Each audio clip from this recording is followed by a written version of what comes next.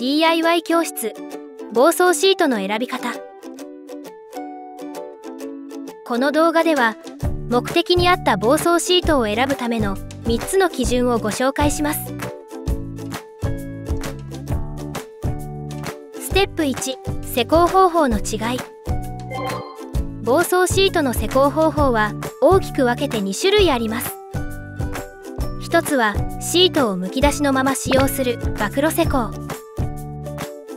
直射日光にさらされるので強い耐光性が必要になります。もう一つはシートの上に仕上げ剤を敷く下地施工。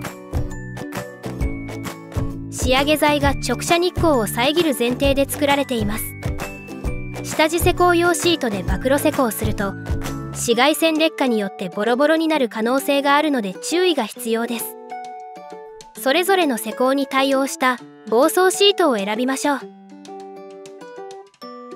ステップ2、強雑草の有無。強雑草とは杉菜やチガヤなどのイネ科雑草のことで、葉先が尖っているため強度の低い防草シートでは突き破って生えてきます。施工する場所に強雑草が生えている場合は強雑草に対応した防草シートを選びましょう。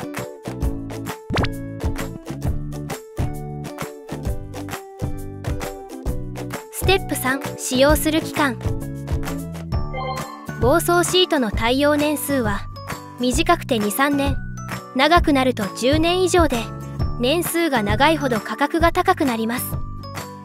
使用期間に合わせて選ぶことで無駄なコストを削減できます。番外編、防草シートに透水性は必要？防草シートは種類によって透水性に違いがあります。雑草は光、水、空気の3つの条件により成長するため、透水性が低いほど地面まで水を通しにくく、雑草対策に効果的と言えます。水をゆっくり通すシートは水はけが悪くならないか心配になるかもしれませんが、多くの地面には多少の傾斜があり、防草シートの表面からも水が流れるため、シートの上に水が溜まり続けることはありません。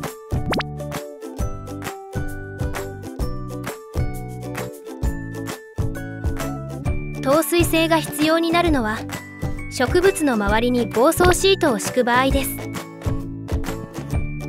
植物の成長に必要な水分を妨げないように透水性の高い防草シートを選びましょう。防草シートの選び方、まとめ。防草シートは正しい商品選びをすることで最大限の防草効果を発揮することができます。これら3つの項目を目安にして最適な防草シートを選びましょう。